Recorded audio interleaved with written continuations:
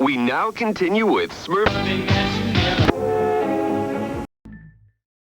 I am 18 years old, and up until very recently, I have lived on a Navajo reservation for my entire life. I grew up here. I lived and breathed all of the stories and tall tales and myths that people would tell you, but I honestly never put much stock into them until what I saw. You see, even the biggest normie has heard of the skinwalker tales. Not real, by the way. And the tales about curses being placed on people or pieces of land that causes them to become barren and die. Also not real, by the way. Then you have the trickster coyote, wendigo, and all of those colorful tales. Things we tell each other around a campfire. Some people in my tribe genuinely won't even say the word skinwalker for fear of bringing something down on all of us. Even though we take these things seriously in our culture, I think that deep down, especially with newer generations who are more integrated into other parts of American society and leave the reservation, know deep down in our hearts that they are just tales for kids. Growing up and until the age of maybe 13 years old, I believed all of these things. I would stay up late at night shaking after hearing about them and would even tell them to my friend. My best pal, Jonah, well, he did not live on the reservation, but I saw him a heck of a lot. He had a white mom, but lots of family here, so there would be lots of visits, and each and every time he came, I would be dying to tell him about all of the folklore that I learned. He believed this stuff just as much as me, except he wasn't half as scared and was desperate to go out there to prove these things as real to everyone else. Being small kids, we were obviously not allowed. The tale that we were obsessed with the most was a story about the Chuska Mountains and the forest all the way up there. We have tons of forests on the reservation, but this one was said to be special. They say that the trees up there are imbued with the spirits of our dead ancestors. The tale goes that if you pay respects to them and bring them offerings, they can make your deepest desires come true, or even act out your greatest revenge on your enemies. Show disrespect or contempt for the forest spirits and your ancestors, and it is said that you will never be allowed to leave, and will be forced to pledge the rest of your life to reparations. I think the part of the tale that freaked me out the most was about the white hunters who came from the big city many years ago. They brought in their guns and their dogs, used knives to leave marks in the trees, and even burnt their bark for firewood. It is said that they did not even make it 24 hours before the ground opened up beneath them and swallowed them all whole. Jonah begged and pleaded for me to go camping with him at this place, but I always said no. I always said my parents were the problem, but I was also shit scared. I would not even dare to ask them. I really did not want to go up there for fear of what might happen. We had to make do with exploring and hunting in other nearby places and indulging in other legends. Time went on and we both grew up, and Jonah's visits became much more infrequent, much to my dismay. We both grew out of those stupid superstitions with time. When we were around 17 years old, Jonah came to visit for the last time. His mom wanted to move across states, and he had a free ride scholarship to a top university, so it was kinda just the perfect storm for him. Jonah and his dad both wanted to say goodbye to all of their family and friends, so they stopped by for what would be a week or two. Just a side note, but his mom never stayed when he visited. She had permission from the tribe council, but she always refused. She always said it was because she felt like she was intruding on another culture and did not want to cause any more harm as a white person, but she also always seemed really shaky and nervous. Even just dropping Jonah and his dad off, she looked nervous in the car. So anyway, Jonah gets here, and he seems sad at first, but it only takes like 30 minutes before we are back to being best pals, and it's impossible to even tell that we'd spent any time apart. Naturally, we are reminiscing about the good old days, and we get onto the topic of the stories we used to love. Jonah asks me if I'm still a scared little kid, or if I'm finally a big enough boy to go and visit the forest that we talked about. I obviously felt defensive and tried to downplay it, but took it as a challenge. Who knows when I would see him again, so I said why the hell not. We told our parents. They said it sounded like fun and to just be careful and respectful. One of the village elders caught wind of our plan and managed to chase us down just before we left. He asked if we knew the tales, and we said of course. He told us to just be wary and not to take things lightly. He said that we should show respect and not dismiss the legend. Now, this is a man I respected greatly. We had heard an untold number of stories, and he had given me countless amounts of life-changing advice. Because of this, I assured him that we would not do anything bad or dangerous, and he seemed content with this. Deep down though, I thought he was still just stuck in his ways. Speeding this up for all of you, I know you guys get itchy when a story is not pre-typed and has gaps between posts. We were pretty light on supplies. We were only really planning on staying there for a night and telling some spooky stories. I brought food that you can eat cold because I thought that a campfire was a bad idea. I know I've said here how I kinda dismiss all the stories as superstition, but when you're raised that way and it's treated as an undeniable truth for so much of your life, it kind of just sticks in your bones, and no matter how rational of a person that you are, you always just feel it somewhere. Jonah did the opposite thing to me. He brought this big luxury tent. He brought a lighter and other things for a campfire, marshmallows and food to cook, and once we started telling stories, I found out here that he brought alcohol. I damn near started shouting at him when I saw it, but he told me to lighten up. He teased me some more, saying he thought I'd grown up and wasn't that scared little kid anymore. I felt uneasy, but against my better judgment, I did end up taking a beer from him. Rewind just a little bit to when we were entering the forest. Call it a cliche or whatever, but I really did get this horrible feeling in my bones, like we were violating something. At the time, I didn't realize that we actually were, due to Jonah's idiot self bringing alcohol. I just thought it was a paranoid feeling. The place was dead silent.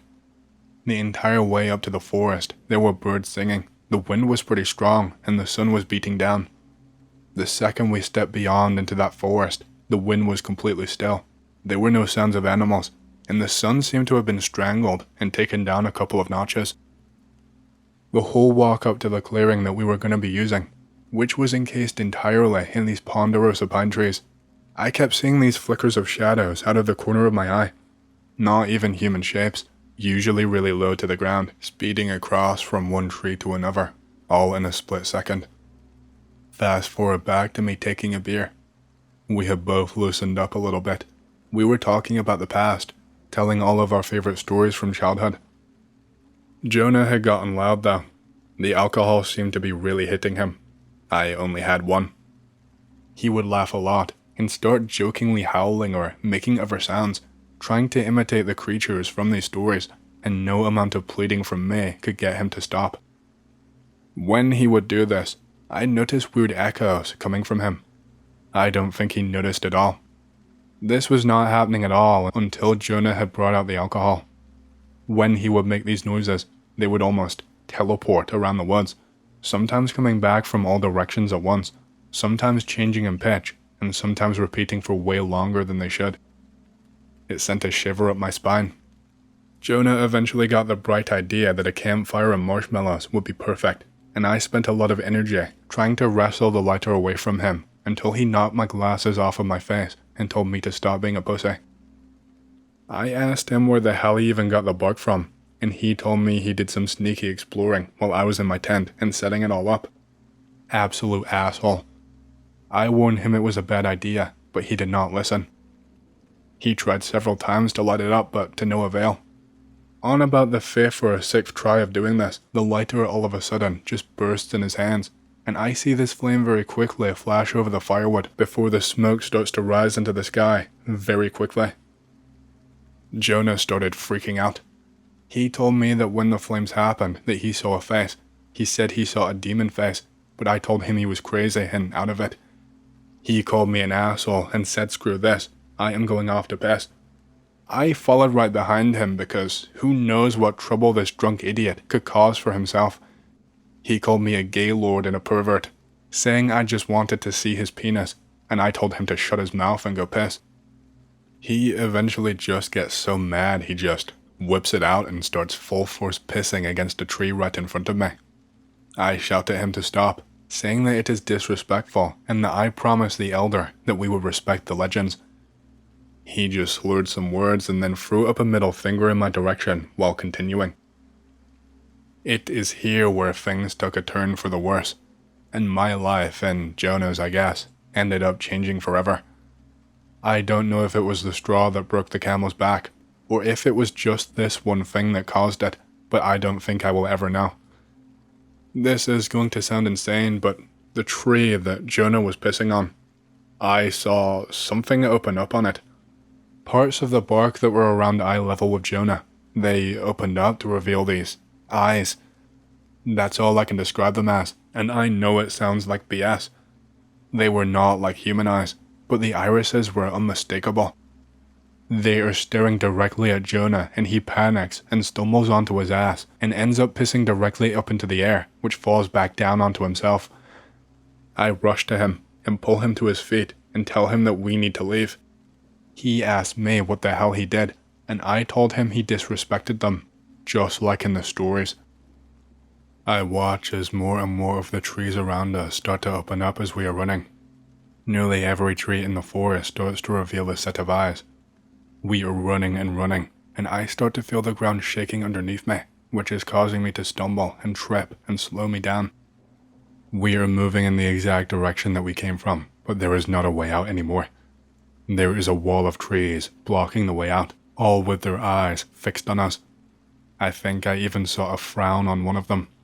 Maybe I was just seeing things in the lines on the bark from fear, but it looked like they now had full faces. The shaking of the ground is becoming worse, and I can barely keep myself upright anymore.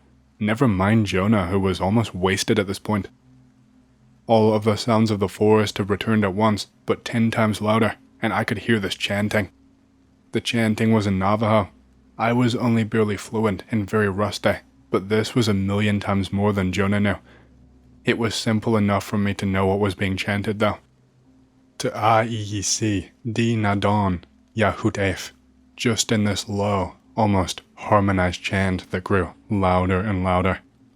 It's something like past or what has already happened, this or now, or I guess in this context it would be present, future, or what is coming. And then finally, the last bit is final judgment, or it will be decided, or something like that. The chanting grew louder and louder until I could not even hear my own thoughts anymore. At one point, I could feel some kind of liquid running out of my eyes, just trickling down, but when I tried to wipe it away, I could not feel anything with my hands. It was at this point I started to hear this cracking sound, and I could see this crack running along the ground in front of us. I yanked Jonah back and told him to stop, and in that moment, I felt a sharp pain jab into my thigh, which caused me to scream.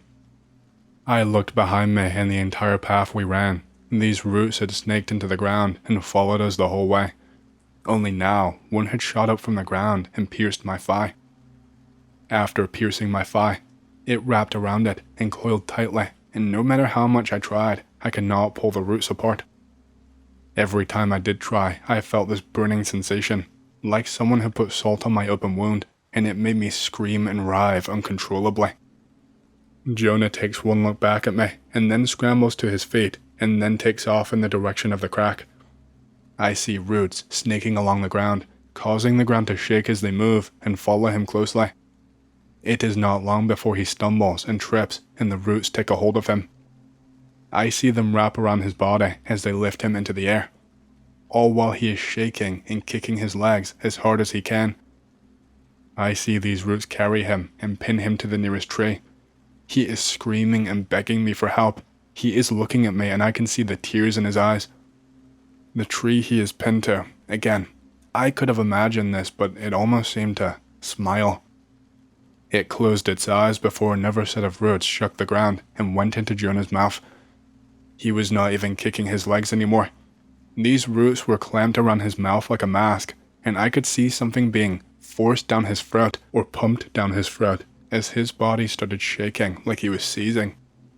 The roots around his mouth are pulsing up and down, and all of a sudden, the chanting stops, and I hear this high-pitched sound in my ear like tinnitus.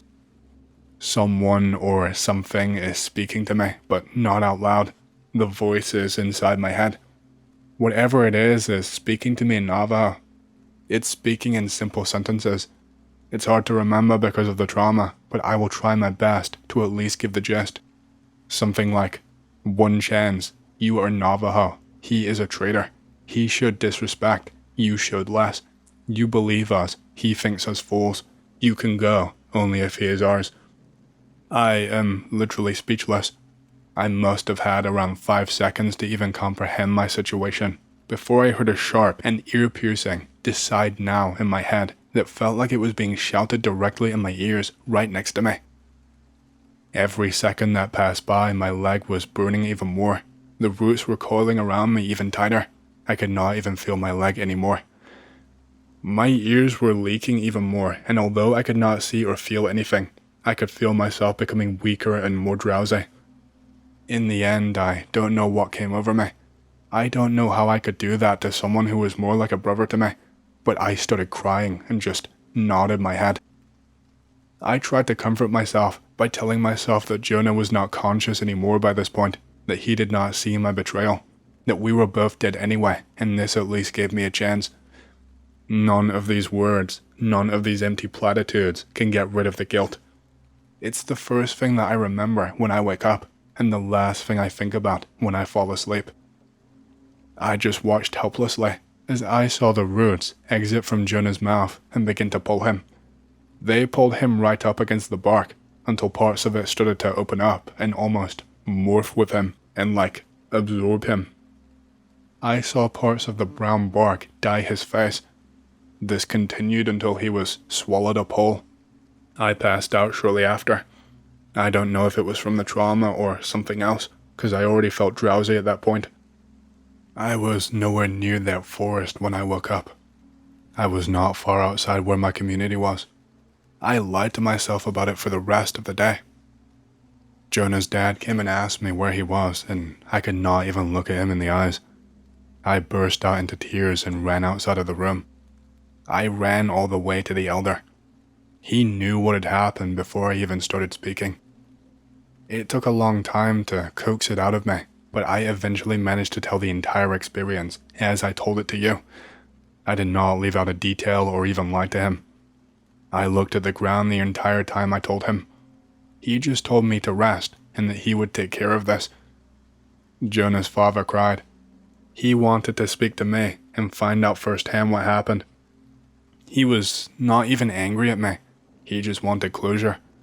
I was too much of a wimp to speak to him. It was the least I could do after the horrible thing I had done. Jonah's mother fought her way into the reservation. She started a fight with Jonah's dad that turned really nasty. She became hysterical, started slapping and punching him, and asking him how he could let this happen, that it was his fault for bringing all of this crap into their lives. I've never seen someone so stoic while getting their ass beat, but the second that she said those words, he grabbed her wrist as she went to hit him, and he looked her dead in the eye and told her to leave. I only heard about this stuff secondhand. I did not witness it directly myself. It has been 2 years since then. Jonah's dad has not been back. We had a ceremony for Jonah that I did not attend. I just put my head down, and the second I could leave and become self-sufficient, I did. I'm not sure why I'm even posting this here. I guess I just wanted to get it out of my system. Tell people who don't know me, whose judgment will not make me feel shame, who might even understand. I am sorry, Jonah. Hey, hope you've enjoyed the story so far. If you want to hear more, make sure to subscribe, like the video, and leave a comment because it lets YouTube know you like the content and helps more people to see these videos. My next big goal for the channel is 100,000 subscribers, and as a celebration, I will be doing a Q&A video once we hit that goal. Thank you, and back to the stories. A few months ago, I was a little bit sick, and I've been having cramps and could not sleep very well. It's like 2 a.m. and I am trying to sleep, but I keep waking up because I keep hearing this faraway noise. It's like a ding ding ding noise. I can't tell if it's my imagination or not because I'm half asleep. The ding noise is almost random. I don't have a fan on, so I can hear a pin drop, so this ding noise is annoying. I put my head up to try and figure out where it's coming from. I hear a ding. Yup, it's real. It's not my imagination. I have several small kids, so it's probably just one of their dumb toys that has been left on. But for some reason, I was thinking it was some sort of weird paranormal moment, but it didn't seem logical, so I rationalize it just as a malfunctioning toy. I get an intrusive thought that something freaky was going on, but I rationalize that it's just one of the kids' toys malfunctioning. So I get out of bed and stand as still as possible, waiting to hear this ding sound again so I can pinpoint where it is in the house or the room it's at. I hear it again, and it's definitely coming from the game room, but I do not know where. I wait in silence, but it feels creepy and I don't know why. Then I hear it again, and it's in some box buried underneath toys and kids' stuff. I find out what's making the sound. It's this dumb Cocomelon keyboard. Malfunctioning piece of shit. I tried to turn it off, but it has no off button, and to take out the batteries, it needs a screwdriver. I am like, fuck, I don't feel like looking for a screwdriver right now. I am just gonna go downstairs and leave it in the laundry room so I can't hear it anymore and go back to sleep. I decided I needed to take some NyQuil anyway so I can go back to sleep. I am walking down the stairs, and this thing just gets really noisy and loud as hell. I remember that one of the kids broke it some time ago, smashed it or split something on it a long time ago. I throw it in the laundry room under some dirty clothes so it shuts up. I take my liquid cold medicine and go back to sleep. Fast forward the evening to a few days later. I am eating my dinner, and the kids are telling my wife about how the Cocomelon keyboard is possessed and it's super creepy. They said the overnight they were trying to sleep, and it randomly started going off by itself in their bedroom in the middle of the night. They said it was super creepy and they could not sleep. One of the kids said she started crying because she was so scared of it for unknown reasons. Then her sibling got the courage to go and get it and take it to the game room and put it in a box and bury it under stuff so it was not in their room to make noise. My wife is laughing and she does not believe them. I am like, no, I heard it too. I said I just want to throw it away. It's broken anyways. Get a new one that is not broken. She said, no way you guys heard it, because it is impossible. She told us she took out the batteries a long time ago, about a year ago. I tell her no way. We all heard that thing going off. Someone put batteries back in there. So I take it and go and find my screwdriver to take a look inside. I open it up. The hell? There are no batteries inside there. I laugh and take a picture with my phone. Yeah, I'm throwing it away, lol. My wife did not want to throw it away because it's the baby's toy and she is being sentimental. I said, who here wants to throw this thing away? All the kids unanimously raise their hand. My wife laughs and says okay. Kids say the thing is possessed and they are scared of it. I go, yup, into the trash it goes. Screw that thing. Cocomelon is already demonic, probably why it got possessed by something. The only other explanation I can think of is that the thing has another internal battery or capacitor or something still making it run. But I don't see how it would have that much juice to be running all night like that and so loud. My daughter, who is in high school, she said it was dinging in Morse code in their room. She said she had been studying it recently in school and that's why she got so scared. She said that the message was SOS. This is something I told in the other thread but got no response for. I am 21 years old now. Spirits have been something I was interested in since childhood. We used to do rituals with the eye on the paper and similar kid stuff, but nothing was happening at the time. I am telling this since it might have something to do with what happened next. It all started one summer. I was something like 5 or 6 years old, before any rituals or whatever. I started having this dream with no visuals. It's just dark, very dark and very silent. It's calm. And then suddenly, this very loud noise disturbs the silence. It was usually a woman's scream or train sounds. It was so loud I would wake up crying. My mother was terrified since it started happening every week for months on end. And just like it started happening, it stopped too, just all of a sudden. Then later that year, I remember it was very cold. We went to visit my grandma. My grandma lived about 40 miles away from the city in the countryside. It was a calm place. So we came. Everyone is chatting, having a good time, and I went to the room where all of us left our stuff. It was like a big wardrobe-like room, but I stayed here all the time, because that is where I would find toys from my mother's childhood, and I was really interested in them. So it's me, chilling in wardrobe room, and everyone else chilling in the living room.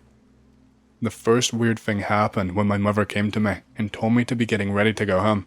She puts her gloves on, and 2 of the fingers are cut off, the middle and the index.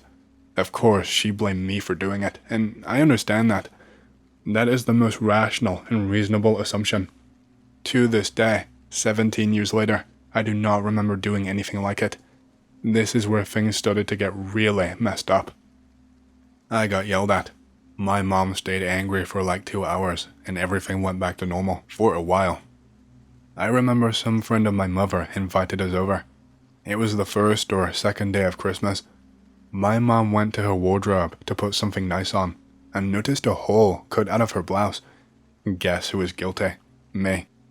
I get yelled at again, this time more serious. A few days later, there was a hole in my sweater. At this point, my mother thinks I have some clothes-cutting fever. And that was it. I started going to school.